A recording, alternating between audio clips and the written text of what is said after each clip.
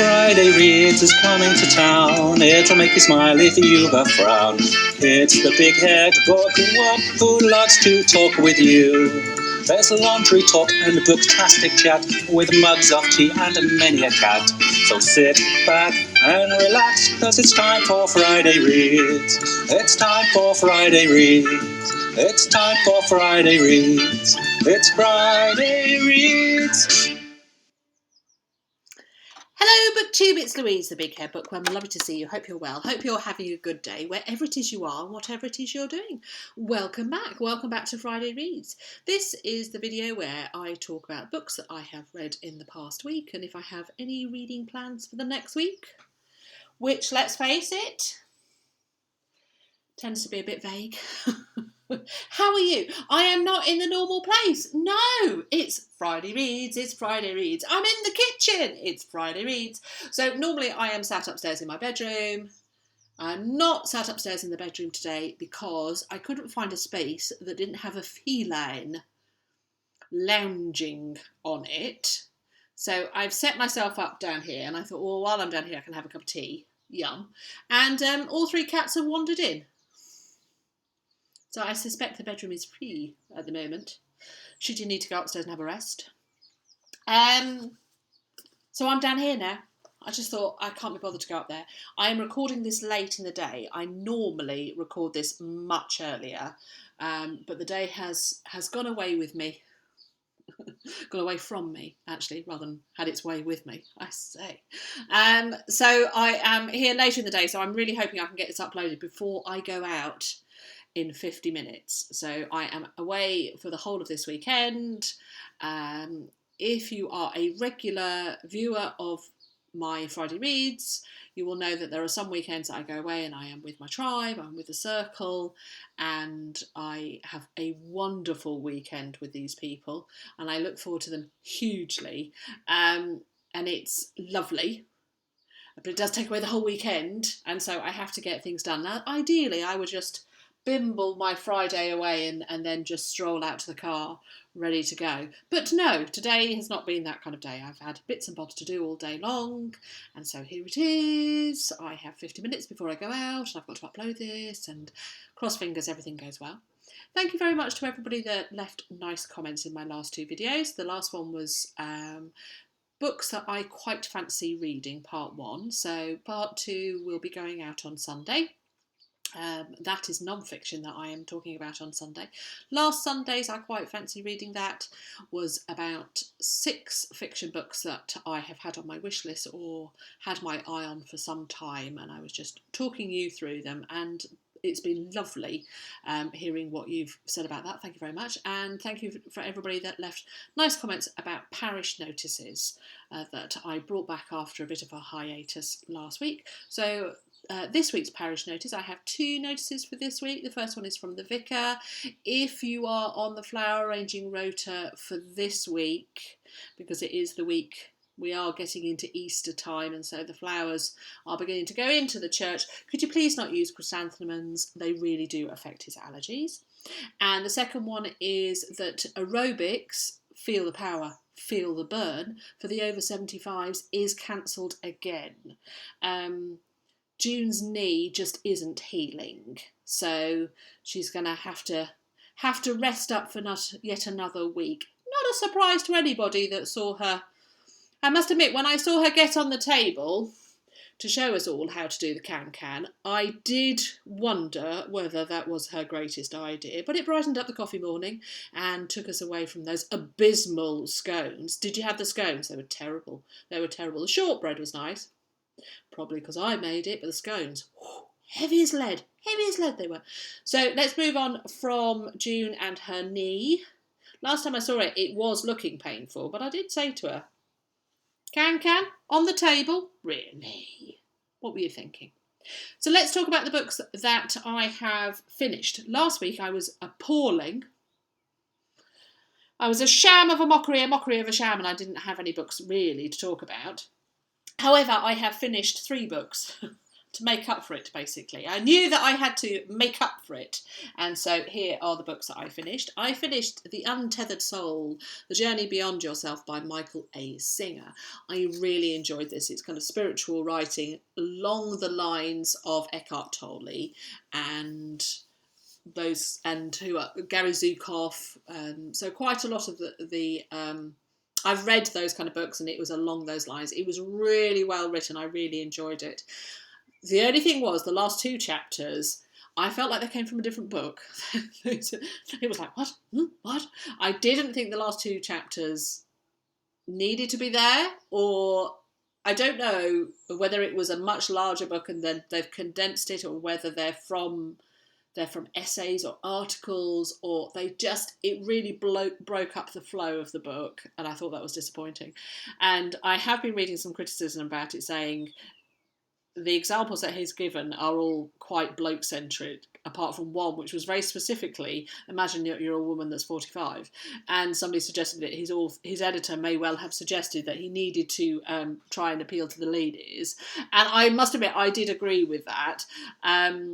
If you have read the book, I do think the examples that he gives could be seen as trivial, but I think it's because if they were larger, more provocative experiences that he's talking about, they may have to be unpacked an awful lot more. So I can imagine he was giving trivial suggestions that everybody has a million of them to draw upon that could strike a chord, rather than a more profound experience which would have to be unpacked more, and you may go, well, I've not had that's not affected me, so that obviously is not for me. So I think he was going for events that have a wider appeal. That's just my personal take on that, if you have read the book. But I really enjoyed it and would recommend it, and will be reading it again, apart from the last 2 chapters, which frankly shouldn't have been there.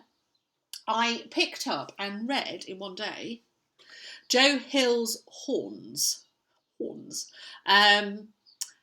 Yes, so this is horror dark fantasy, is what it's recommended, is what it's suggested. I showed this in one of my book hauls because it's a library book, and I wanted to show the books that I've got from the library. A lot of people said you should read the Heart-Shaped Box before that you read Horns, and it's a much better book. I will pick it up at some point. Joe Hill is the son of Stephen King, and I went in that knowing that, and I think most people that would be reaching for it, or a lot of people that would be reaching for it, would know that. I have read, I would say, a good 3/4 of Stephen King's canon, and I used to read them as they came out, up to the point of Rose Madder. There were one or two bits of this that I just had such a Stephen King flavour, and gave me such a Stephen King vibe. And there's in one of the books, he has something that if you put glasses on, they're like Elvis's glasses. I'm not going to go any more than that. That's in the Stephen King book. And it just really gave me that kind of vibe. It made me think I prefer to read a Stephen King than a Joe Hill. And similar to Stephen King, in a lot of the kind of horror, and the offence given is about sexual violence, and has... Excuse me, did you hear that? Tooting the horn. Sexual violence and sexual imagery, and it has a little whiff of a misogyny about it. Or double standards. Is it misogyny? Is it double standards? Or is it both? All right, shh. That's my phone. Do apologise. So there is a little bit of that going on, and I wasn't sure whether it was supposed to be the character... it's from, the characters are thinking it, and so it's portrayed, but it's more than one character, and it's not clear. Which, if you are going to use something like misogyny, or you're going to use that kind of hatred, or just constant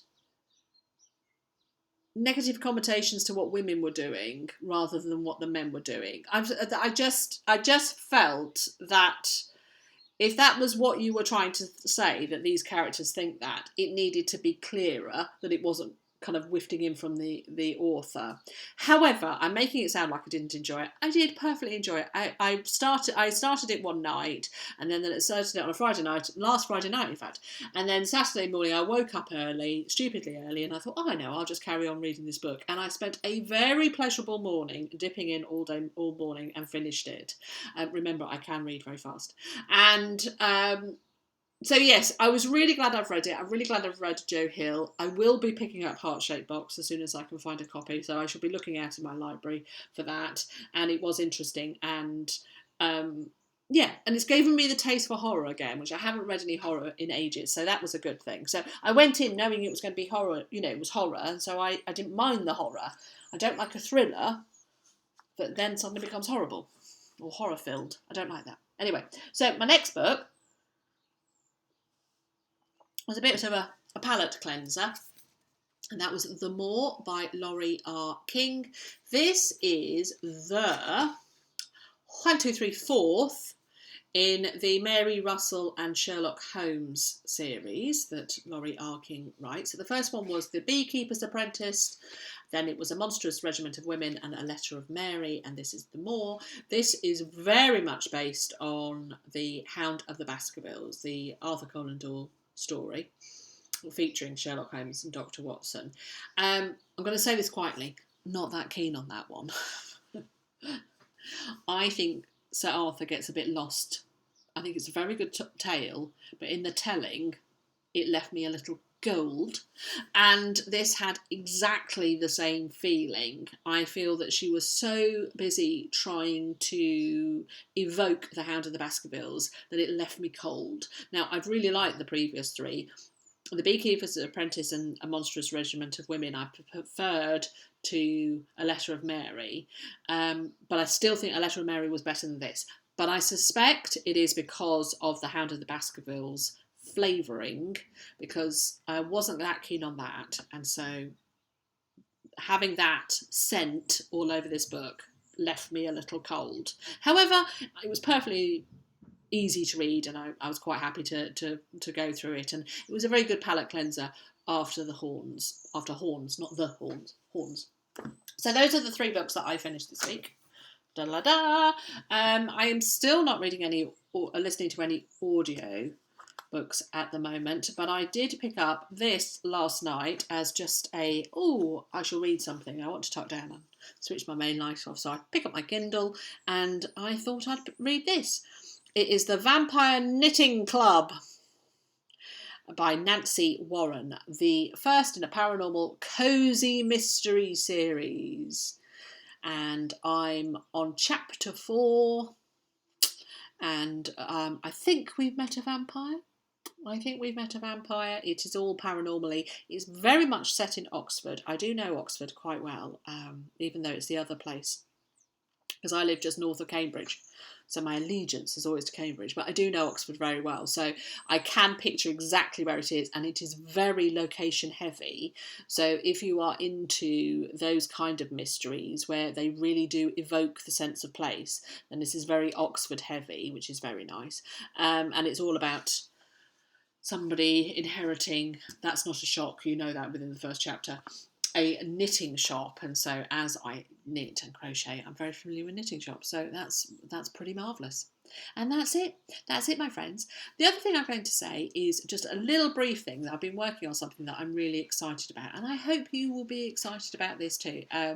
So yes, as you know, I like to do some crafting and some making, and I have been working on, quietly in the background, creating myself a series of bookmarks.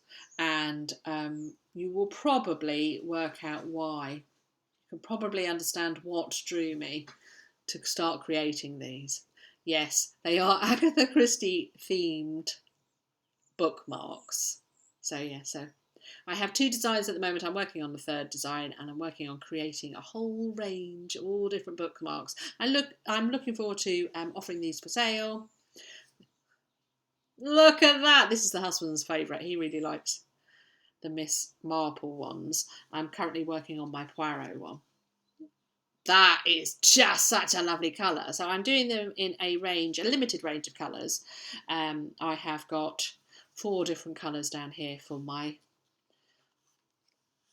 my Miss Marples. And I've only got one gorgeous Agatha. But yes, I'm looking forward to opening up a little Etsy shop, and I'm going to offer these for sale. So these are my lovely Miss Marple and my Agatha and my Poirot, and I'm going to I've got so many ideas of how, what to do and how to create, and they are joyful to make, and so they're filled with love. So yes, and of course we all know I do love Agatha. And there just aren't enough Agatha things out there. So so there we go. So I just wanted to show you those. I'm hoping to get that up and running in the next week, and I will let you know next week, hopefully next Friday. So there we go, lovely booktuber friends, lovely Friday readers. I hope you're having a good Friday, and I look forward to speaking to you again next week. This has been lovely. Let's do this again.